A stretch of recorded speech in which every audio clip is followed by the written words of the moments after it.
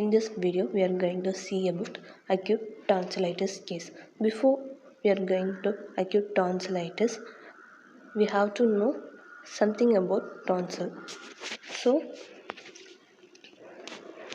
tonsil is present in the Walde's ring. The Walde's ring consists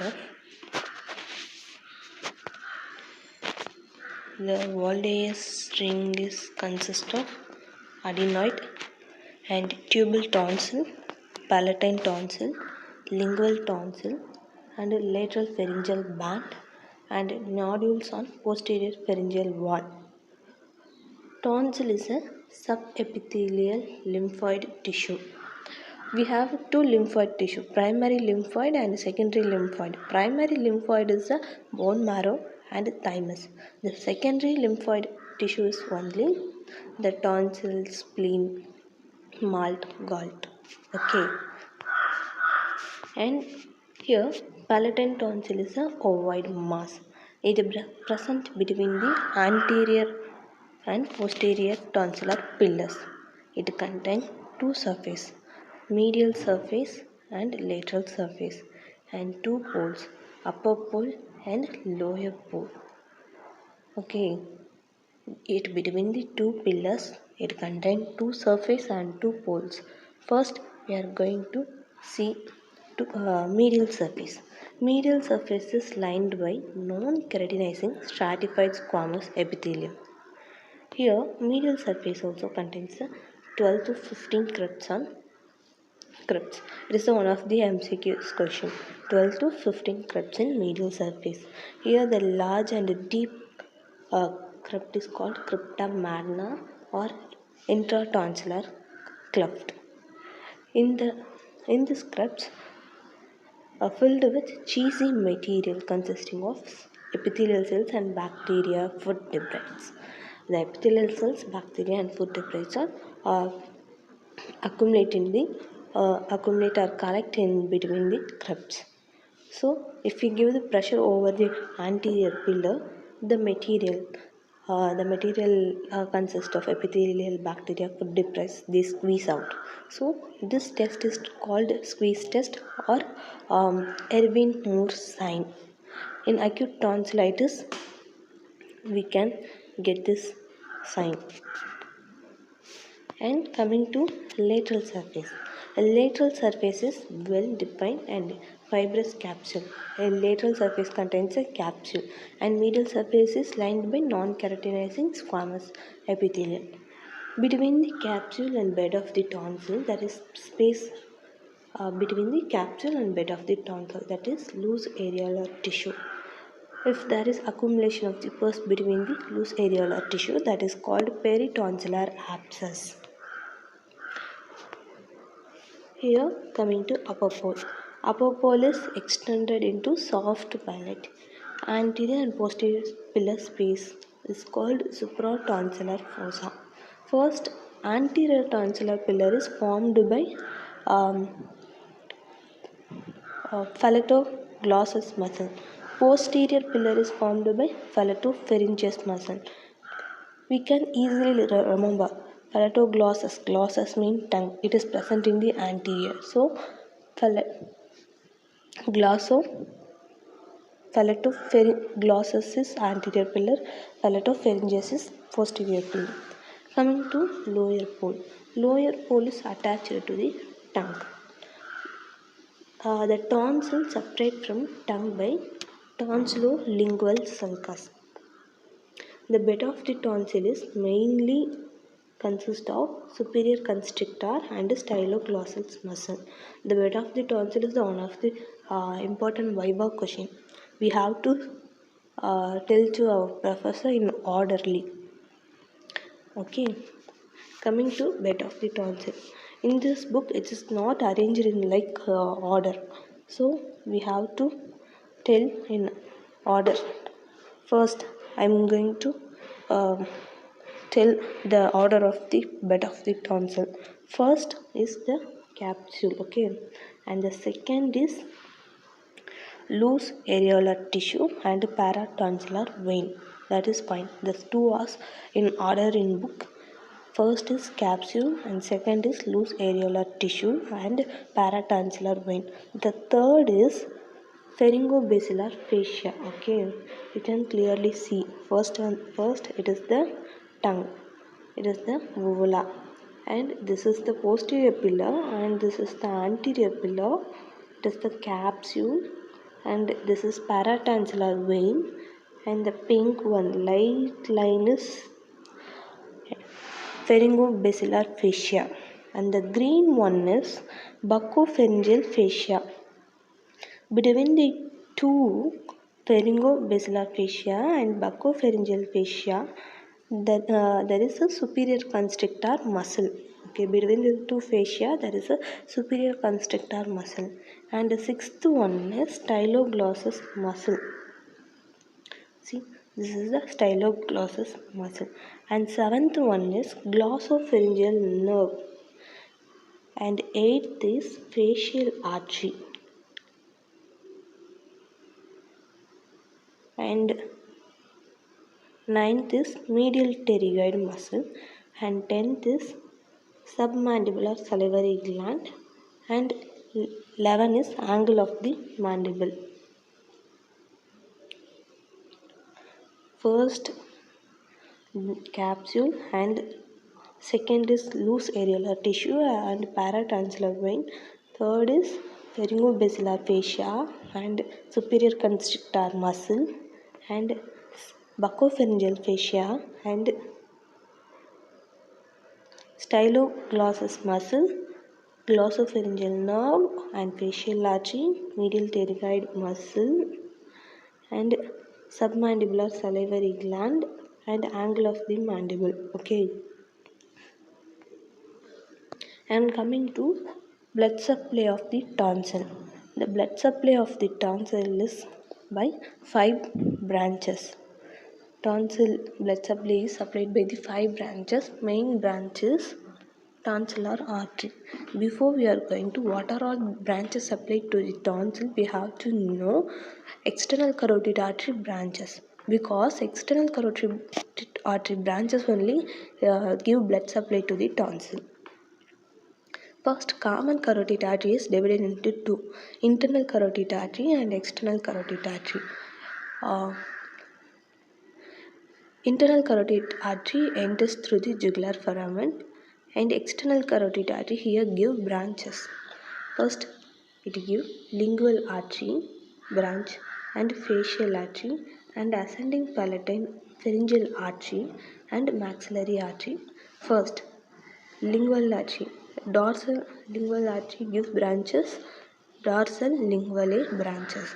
The facial artery gives two branches: tonsillar artery and ascending palatine artery. And ascending pharyngeal artery gives branch. So, tonsillar branch of ascending pharyngeal artery. And the maxillary artery gives branch to tonsil by descending palatine artery. This is the 5 artery. First, dorsal linguale. It's a branch of lingual artery. Tonsillar artery, branch of facial artery. Ascending palatine artery. See, ascending palatine artery, branch of facial artery. Ascending pharyngeal artery, it's a branch of maxillary artery. And branch of external carotid artery. Descending palatine artery, branch of maxillary artery. Two ascending, that is ascending pharyngeal artery, ascending palatine artery. One descending palatine artery. That's it. And coming to venous drainage. Venous drainage is by paratonsillar vein and it is drained to the facial vein. And the lymphatic drainage is jugulodigastric node. The nerve supply. It is supplied by the lesser palatine branch of sphenopalatine ganglion and glossopharyngeal nerve. The main is glossopharyngeal nerve. The glossopharyngeal nerve we already seen in the bed of the tonsil. The function is sentinel guard against virus, bacteria, other antigen, and the main function is local immunity and surveillance mechanism against bacteria, virus.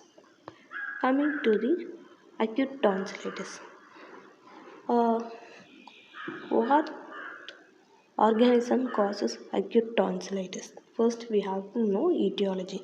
Etiology Most commonly it occurs in the school-going children and rarely adult and elder people. Which organism causes acute tonsillitis? Is hemolytic streptococcus, staphylococcal, pneumococcal and Haemophilus influenza. And coming to the stages or types of acute tonsillitis. First, acute catarrhal or superficial tonsillitis, and second is acute follicular tonsillitis and parenchymatous tonsillitis and membranous tonsillitis. Acute membranous, acute parenchymatous, acute follicular and acute catarrhal. Okay. And coming to, we are going to see about each by one. First, acute catarrhal tonsillitis. Acute catarrhal tonsillitis is general, it is superficial, it is always associated with pharyngitis. So, here tonsillitis with generalized pharyngitis, maybe a viral infection only. And coming to acute follicular tonsillitis.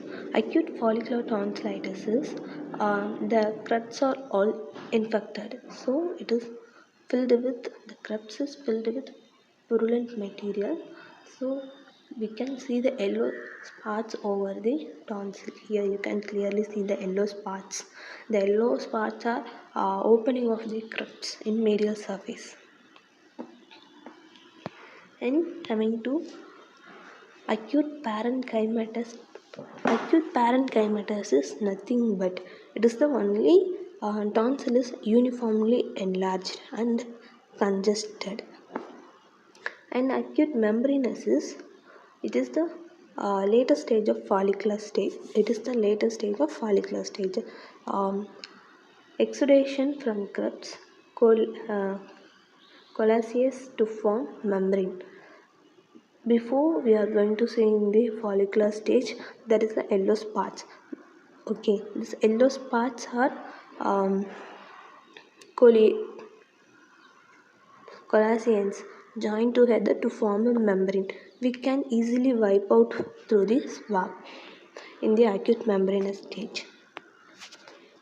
Here you can see there is a bead of yellow there is a bead of follicular stage and it is collagens to form a membrane here over, so you can see.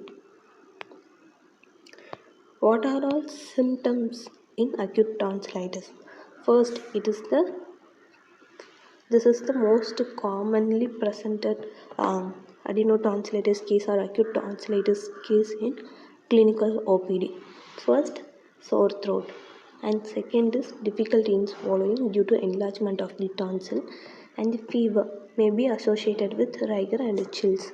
The fever may be caused by any infection, and earache. Earache due to referred pain.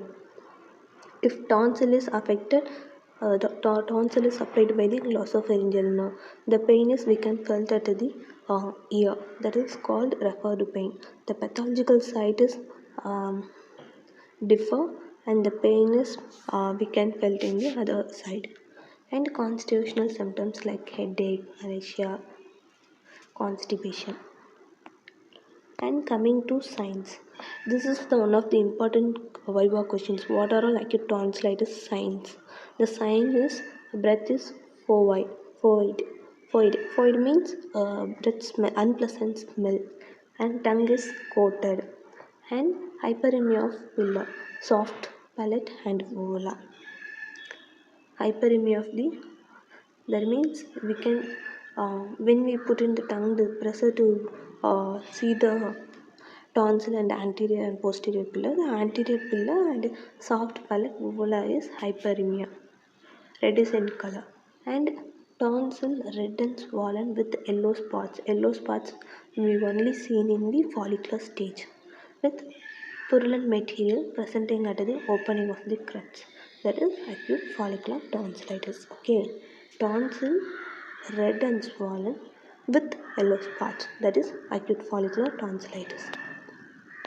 And whitish membrane on medial surface wiped away with swab. That is acute membranous tonsillitis. The tonsil enlarged and congested that meets midline kissing tonsil with edema of the uvula and the soft palate is acute parenchymatous tonsillitis. In this acute tonsillitis, there is a jugular-digastric node is enlarged and tender. And coming to treatment, what is the main treatment? We have to take bed rest and plenty of fluid because the patient can't um, swallowing is difficult to that patients. So bed rest and fluid intake and painkiller, aspirin and paracetamol we give and antimicrobial therapy that is penicillin, amoxicillin and amoxicillin with galvanic acid. That is a patient is sensitive to the penicillin, we give erythromycin, kanamycin. Okay. And coming to complication, the complication is must uh, due to recurrent attack of acute tonsillitis or inadequate treatment of the acute tonsillitis leads to chronic tonsillitis, and improper treatment also leads to peritonsillar abscess and parapharyngeal abscess. Maybe the infection spread up to the parapharyngeal space and peritonsillar space and cervical abscess. Cervical abscess means jugular-digastric node is also accumulation of the pus in the jugular-digastric node and acute otitis media. It is coincide with tonsillitis and rheumatic fever. The rheumatic fever is caused by the group A hemolytic streptococcus. Here you have to know it's not a group B, it is the group A hemolytic streptococcus is one of the main cause of rheumatic fever. And next is SAM means subacute bacterial endocarditis and glomerular nephritis. If we not give proper treatment to the rheumatic fever, it leads to glomerular nephritis and SAB like valvular disease. This is the complications. In this next video, I am going to discuss about the differential diagnosis and chronic tonsillitis. Thank you.